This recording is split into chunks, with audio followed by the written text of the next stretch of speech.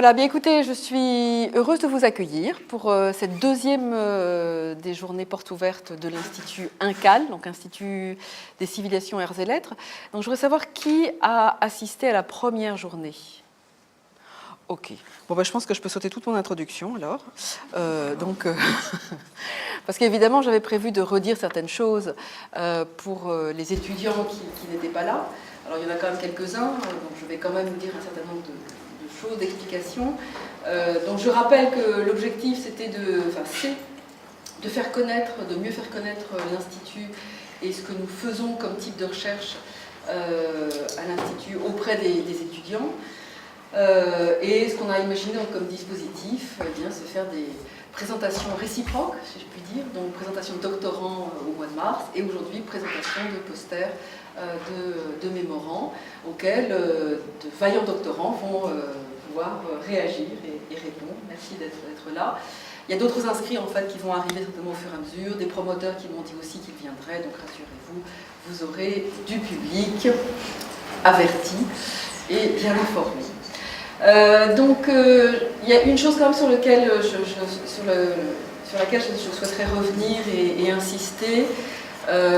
Et non, je l'ai déjà dit à la journée du mois de mars et je l'ai déjà dit à plein d'autres occasions, mais donc c'est pour ça que je le redis et re-redis, qu'il est essentiel d'avoir conscience, et les étudiants en priorité, parce que les autres le savent déjà, voilà, mais que les étudiants aient vraiment conscience que recevoir un enseignement à l'université, c'est un enseignement qui est nourri par la recherche.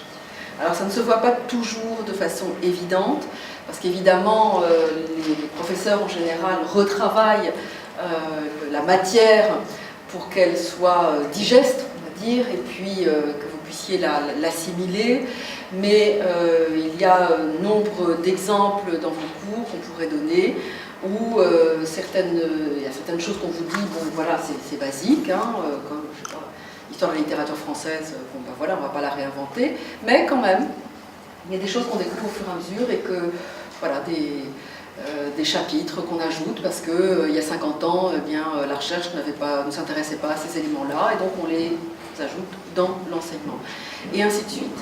Donc voilà, l'enseignement à l'université, c'est ça. Et s'il n'y a pas de recherche, il n'y a plus d'enseignement à l'université.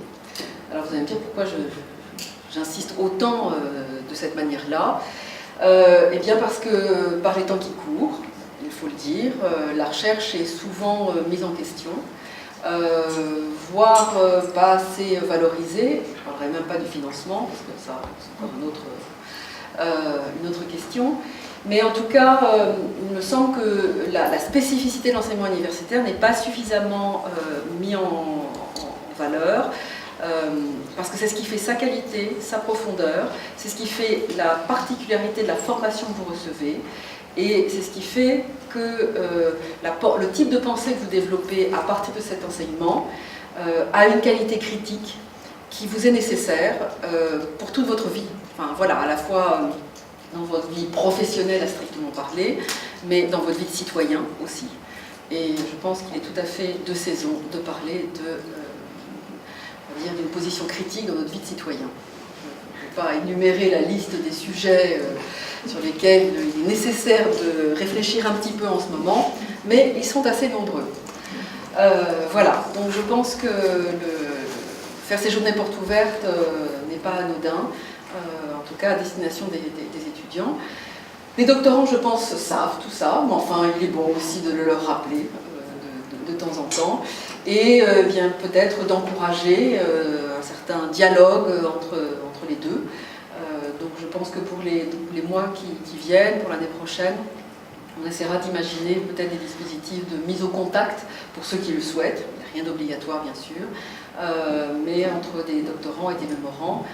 Ça m'avait déjà été suggéré récemment, qu'il y ait des systèmes par exemple de parrainage d'un doctorant et d'un mémorant, ou des choses de ce genre. Voilà. Mais à nouveau, pour ceux qui le souhaitent, hein, rassurez-vous, on ne va pas vous obliger à faire des choses en plus. Voilà, et donc sans plus attendre, je vais laisser la parole à la première présentation, donc celle de Caroline Hock.